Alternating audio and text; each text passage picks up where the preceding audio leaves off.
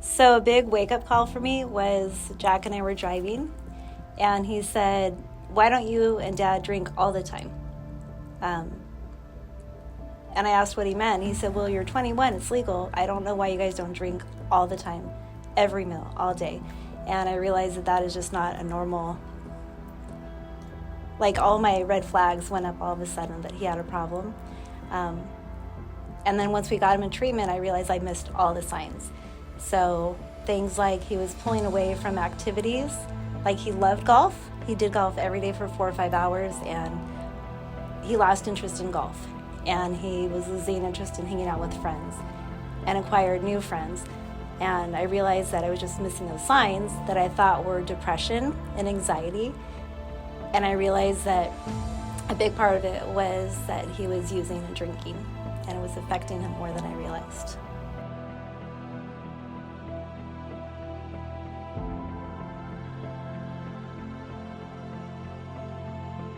So when Jack started treatment, it was a really scary time for us. We didn't know if he was going to make it to his 16th birthday. Every day I would check on him to make sure he was still with us. So going into treatment was scary for a lot of reasons, like we were worried about the kids he would be around. Turns out my kid was the worst. So Jack was using more than anyone had, drinking more than anyone had, doing more self-harm than anyone in the group. So it was scary, and I was hopeful that they could help him.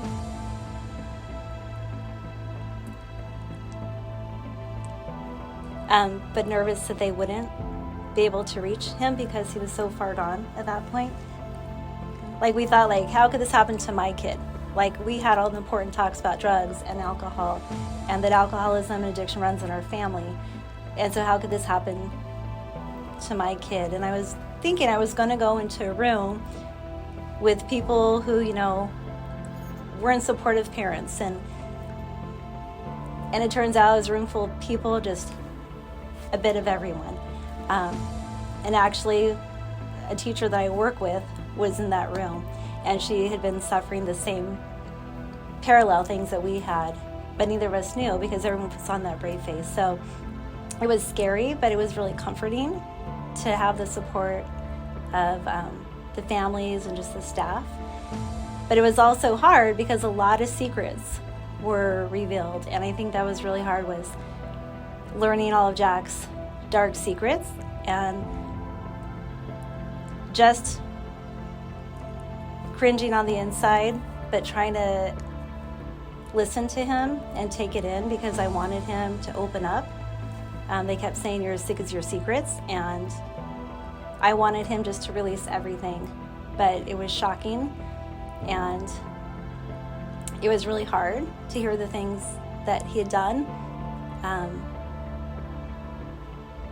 The amount of drugs, the amount of using, the bad side activities that he got involved in. It was really hard. And part of my husband, who I kept thinking, like, now we know this, let's move forward. And my husband was stuck in, how dare he do this? He should be punished for it. So it was really hard for us as a couple because we were in different points. He was so disappointed and felt like a failure as a dad, and he'd been such an involved, supportive dad, and how could this happen to his son?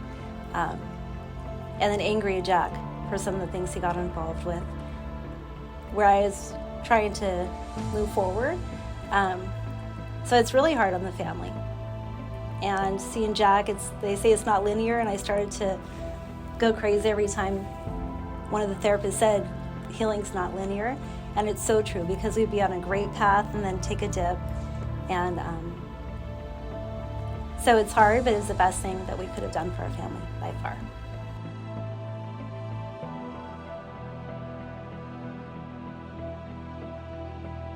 I think my advice for parents is to get all the help you can and to not worry about the stigma placed, that people will judge you. And I think the more support groups that we went to, and the more family groups that we went to, the more we saw how many people are affected by all of this. And no one's judging. Everyone's just so happy that, your kid's there getting help and open to getting help. And I think just being open to what they have to say, and when they share all the ugly truths, you just have to take it. You don't have to love it, but if you're going to be judgmental, they're not going to open up to you. So just really, a lot comes out as they're healing and in treatment, and you just really have to take it in. And I think just be really open and truthful is the most important thing. Just to be honest, to listen to your kid, to ask them questions, and I think just know you're not in it alone, and just to get as many resources as you can is so important. And it's really, it takes a village, it does, because we couldn't have done, help Jack on our own. And he's 2 years sober, and I did not think he would wake up every morning. I didn't think my son was going to be with me. Now he's 2 years sober. So get help. It takes time. It's up and down. You think you'll make progress with your kid, with yourself, and it takes a dip. So I think it's important for parents to give ourselves grace, to take care of ourselves, because through this, my anxiety led to my own depression. Just that fear that my son wasn't going to come through this was brutal. And I think it's important for parents, for us to be aware of our own feelings. So much energy is put on our children and what we need to do for them, but we also need to take care of ourselves so we can take care of them. And I think that's really important, just to be aware that it's a whole family issue. It's not the kid's disease. It affects everyone. So reach out for all the support you can.